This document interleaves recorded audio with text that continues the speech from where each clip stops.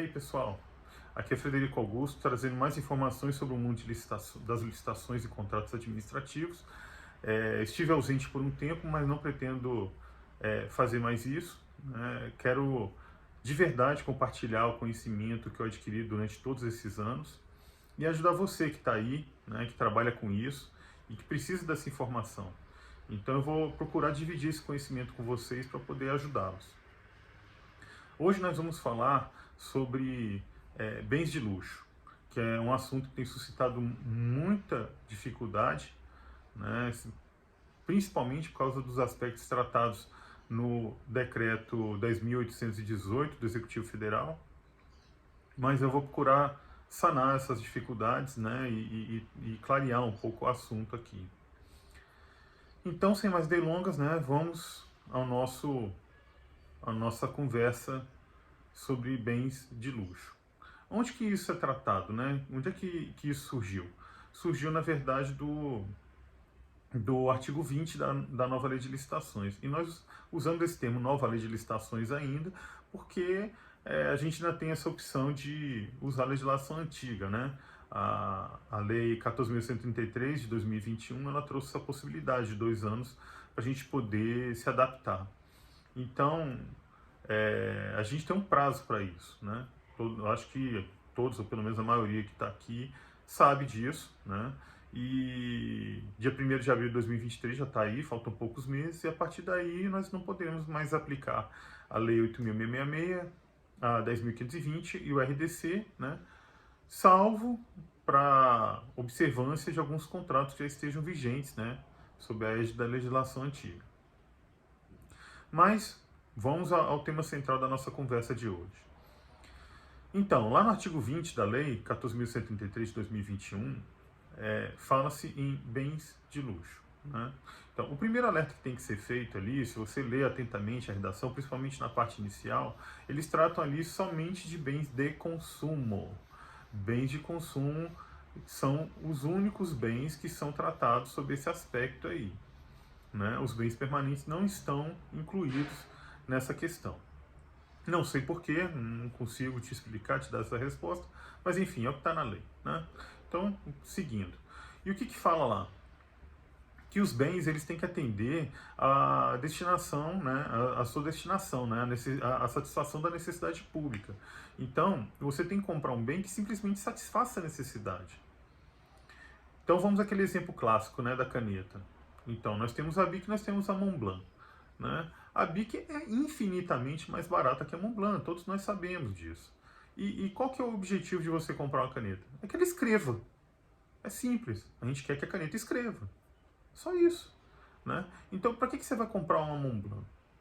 Ah, porque ela tem um design diferenciado, porque ela tem nome, porque ela tem uma escrita mais macia. Não, acho que... Entendeu? Então, assim, não há necessidade de você pagar muito mais caro por um bem, sendo que você precisa simplesmente que ele escreva. Só isso, né? E a gente tem que estar sempre atento para um alerta que eu sempre dou aqui. Nós estamos lidando com o dinheiro da nação. Esse recurso arrecadado mediante tributos para serem muito bem aplicados e muito bem geridos. Então a gente tem que ter muito cuidado com isso. O dinheiro da coletividade é o dinheiro sagrado. Então tenhamos isso sempre em consciência, por favor. Então, prosseguindo aqui, né? Então nós estamos falando em bens comuns e bens de luxo. E os bens comuns eles estão definidos lá no artigo 6º, assim como várias outras definições são trazidas ali nesse artigo, né, nesse dispositivo da Lei 14.133. Então tem lá a sua definição, né?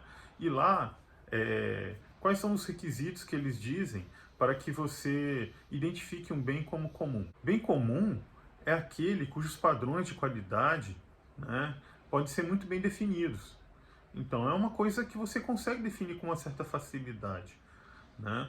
Então, uma caneta, como a gente estava usando de exemplo, é fácil, é uma caneta, né? Tem um corpo, sei lá, sextavado, se for o caso, né? Tem tinta, tem o repositório, né? O caninho lá que tem a tinta e tal, enfim. Você escreve lá, né? Ponto de tungstênio, né? Enfim, é fácil você definir lá o padrão de qualidade, né? E aí surge uma outra dúvida, né? Qual a diferença entre um bem comum e um bem especial? Veja bem, Bem especial é diferente de bem de luxo, tá?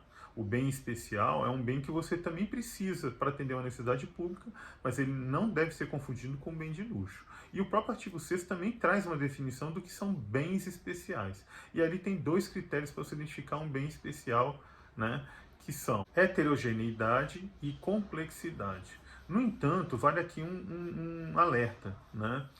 Não é, na verdade, a complexidade que vai definir se um bem é especial ou se ele é um bem comum, né? Não é bem a complexidade, né? E isso eu estou trazendo de um acórdão do TCU. Trata-se do acórdão 1046 de 2014 plenário.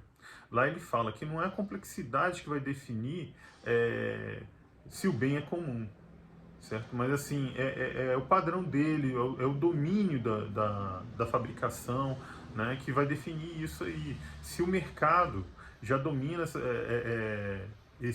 a produção desse bem de forma, como que eu vou te dizer? De uma forma fácil, né?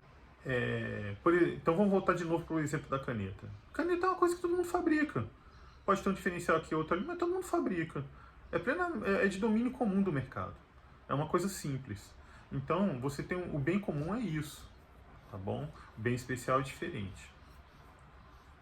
Então, seguindo com a nossa conversa aqui, né, a própria lei, né, voltando ao artigo 20, lá no parágrafo 1º, ele diz que os bens de luxo, eles devem ser regulamentados.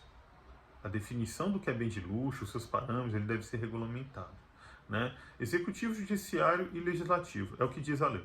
Só que nós não podemos esquecer que isso são nas 3 esferas de governo: federal, estadual, distrital e municipal.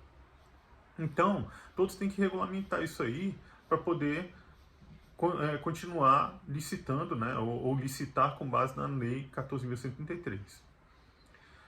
Hoje ainda está tranquilo, né? Como eu disse, você ainda tem a opção de utilizar a legislação antiga, mas daqui a pouco não haverá mais essa opção. E é importante que você tenha isso aí regulamentado, porque a lei determinou um prazo de 180 dias da publicação da 14.133 para você regulamentar isso, sob pena de você não poder comprar mais os bens. Eu não vou entrar nesse mérito de você pode, eu não tenho regulamento, eu não posso mais comprar. Não vou entrar nesse detalhe, tá? É uma questão mais doutrinal, tem uns que defendem que sim, tem uns que defendem que não, que segue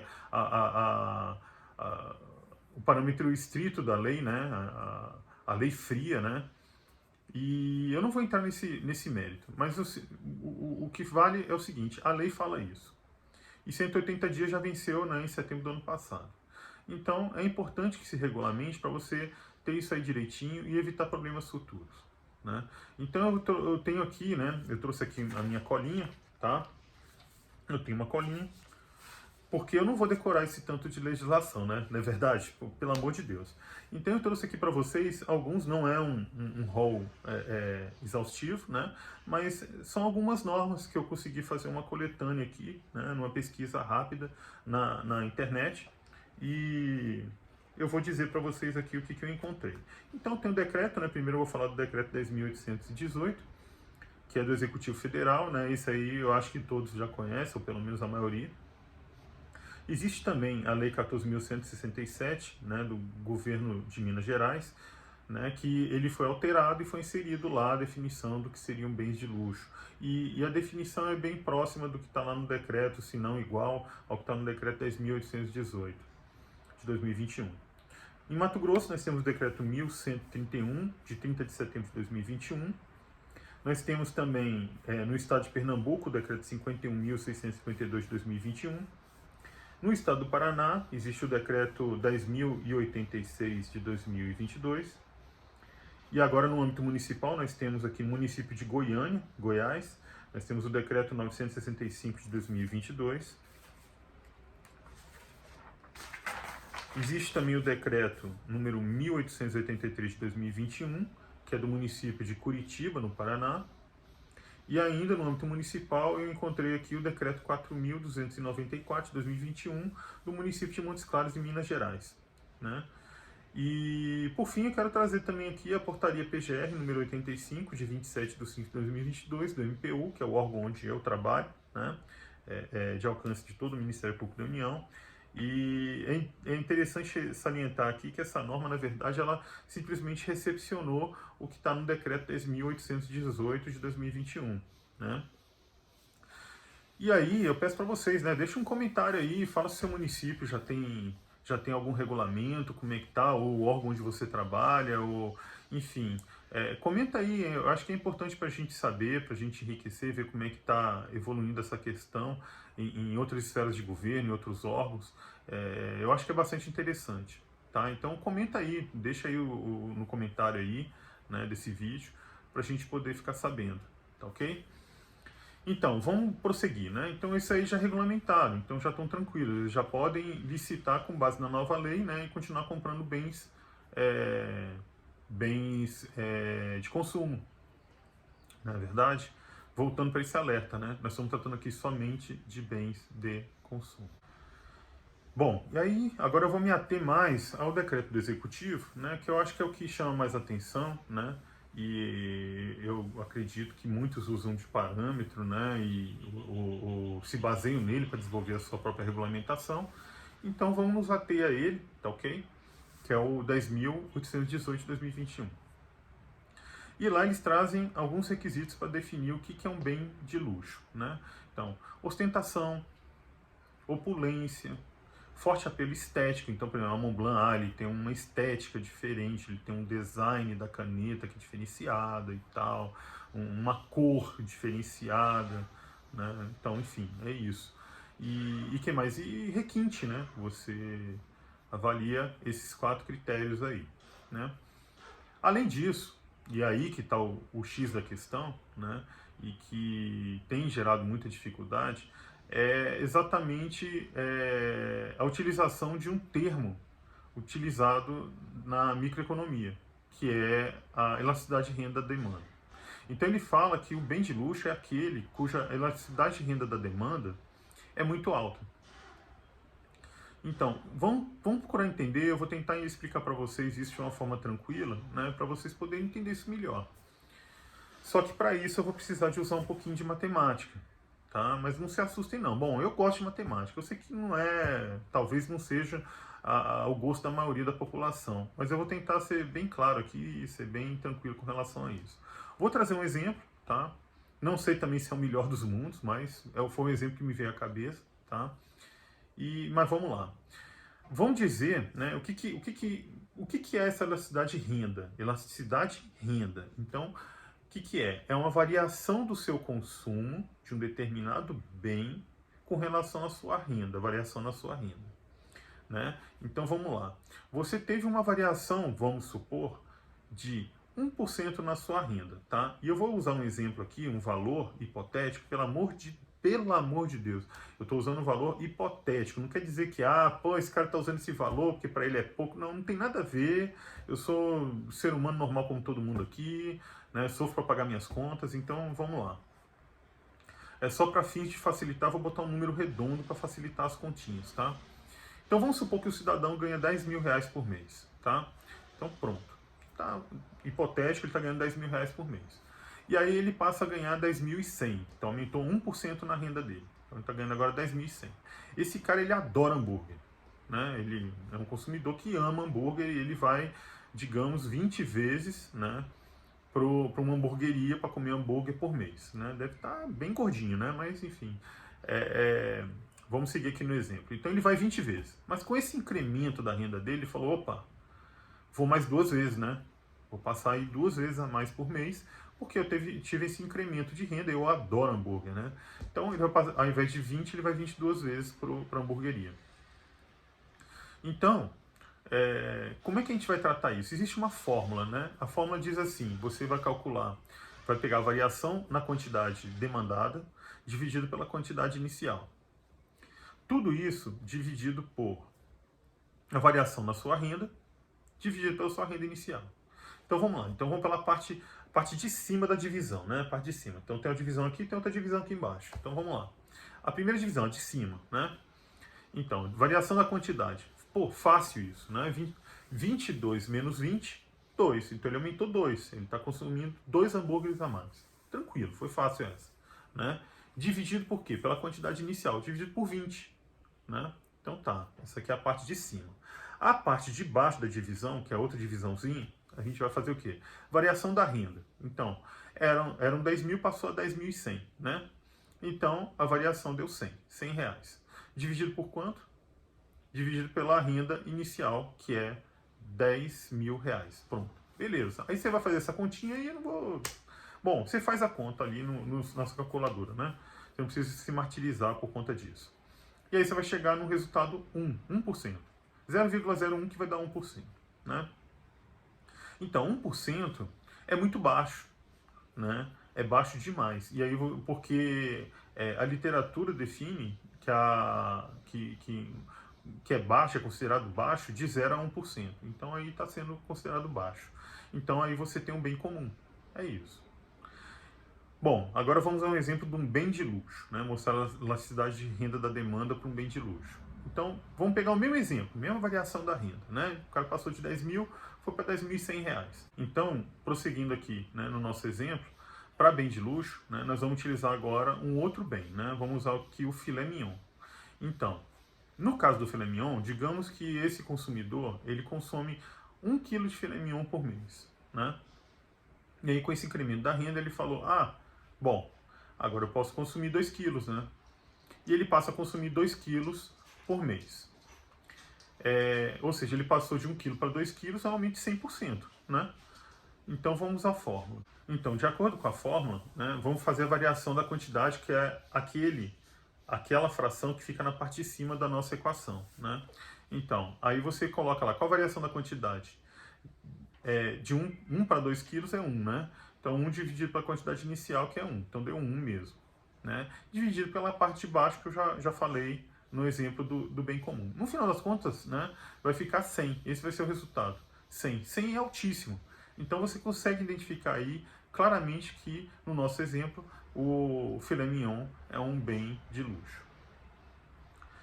Só lembrando, não é só isso que define o bem de luxo. Nós temos outros aspectos, são aqueles 4 que eu já citei, né? Opulência, ostentação, forte requinte estético e forte apelo estético, desculpa, e requinte, né? Então esses 4 aspectos devem ser avaliados, tá ok? Para poder tomar a decisão, né, de que se você pode ou não comprar aquele bem. E lembrando novamente que tem que ser bem de consumo, né, bem permanente não entra. E agora nós podemos prosseguir para a segunda parte dessa avaliação do que são bens de luxo, né? E a norma fala lá no seu artigo 2º sobre relatividade econômica e relatividade temporal. Na relatividade econômica, nós podemos pensar em termos geográficos. E para isso eu vou usar um exemplo, né, de bem de consumo que me pareceu bem adequado, que seria a framboesa. A framboesa, ela é uma fruta que ela é cultivada, né, em países de clima temperado. Ela é própria desse tipo de país. Por exemplo, Estados Unidos, Canadá, países da Europa, né, da União Europeia.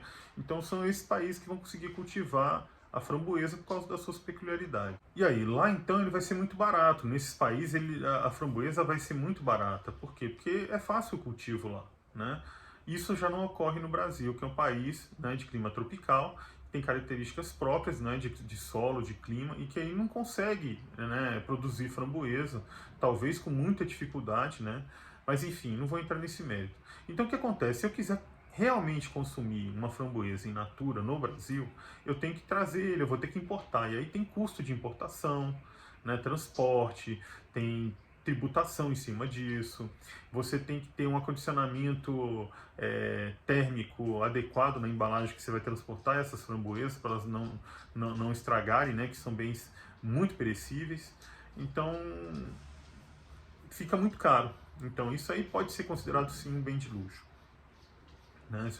Vou contratar um serviço de buffet e vou exigir que se forneça framboesa lá dentre as frutas que serão consumidas. Não pode, não se recomenda, né?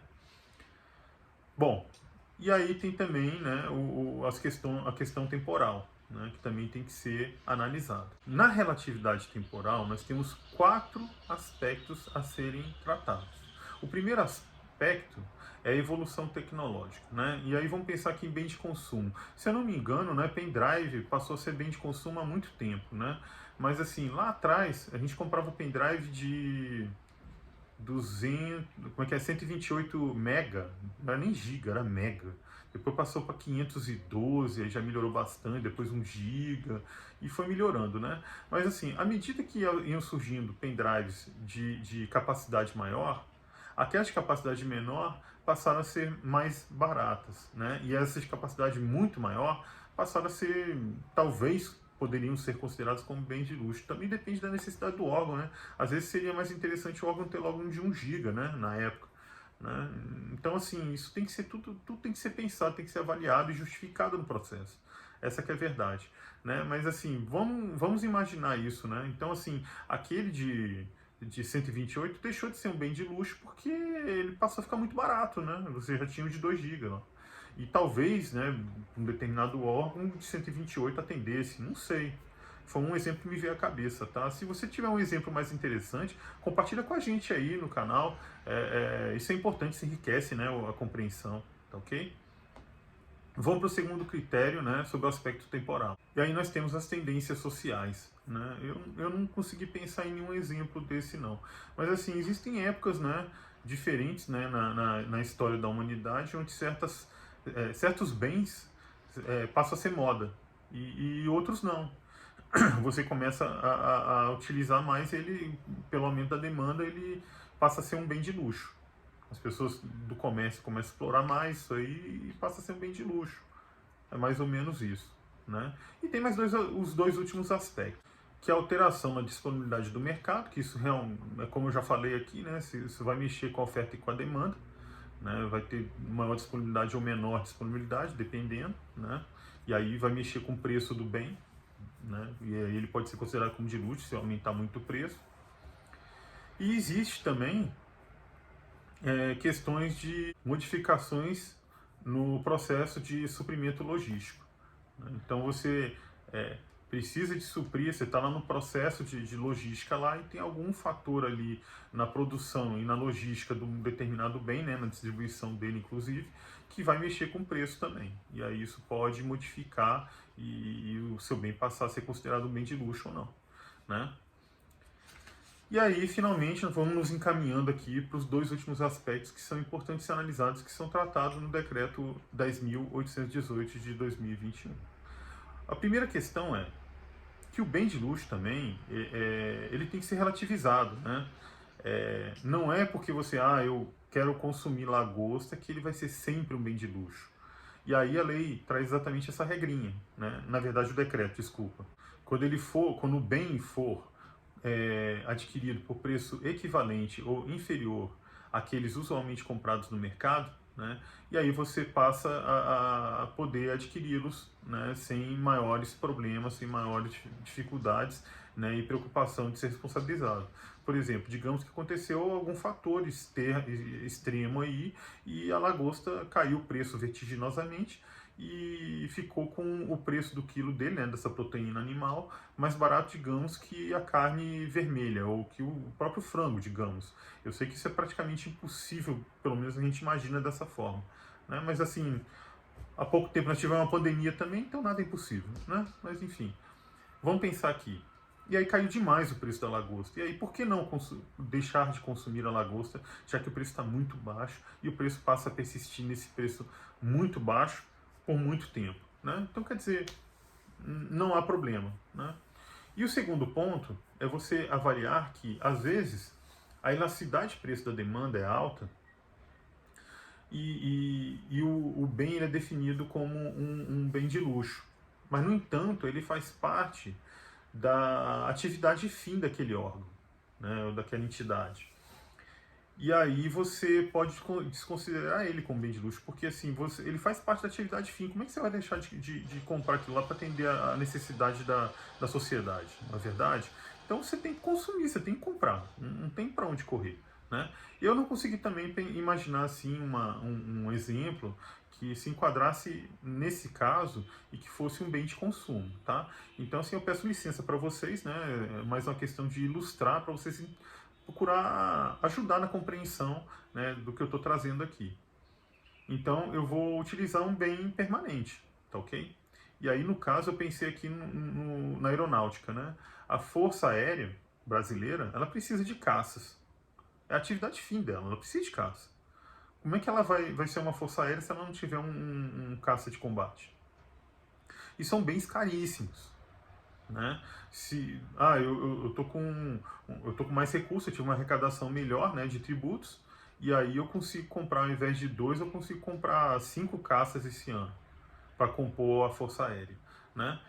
Tá, tem transferência de tecnologia, tem um monte de coisa envolvida e tá, e o preço é altíssimo. E você não consegue comprar muito a mais porque são bens caríssimos, né? E aí, quer dizer, a elasticidade de renda da demanda é alta, só que ele faz parte da atividade fim do órgão. Então, nesse caso, ele tem que ser desconsiderado. Então, veja você que essa questão de bem de luxo, ela tem boas doses de relativização e de subjetividade, né? No entanto, a equipe da SEGES, né, trabalhou de forma muito brilhante, né? E eu acho que o trabalho ficou muito bom, o decreto foi muito bem construído. Né? E aí cabe ao gestor avaliar sobre esses aspectos que eles trouxeram, que serve como um bom guia, né, para você avaliar e pensar nessas questões, principalmente na construção de um estudo técnico preliminar, que é o ETP. Tá ok?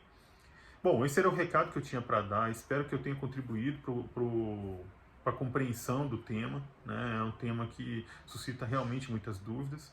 Né? E eu procurei aqui ajudar vocês. Tá ok? Então, pessoal, ó, fiquem com Deus, tá? E não esqueçam de dar o like aí, de seguir no meu canal, tá? Ativar o sininho e vamos compartilhar também, vamos dividir. Eu acho que conhecimento não é para ficar preso dentro de um livro ou guardado na cabeça de alguém. Ele tem que ser disponibilizado, tem que ser distribuído, disseminado, tá ok? Forte abraço e sigamos em frente. Até mais.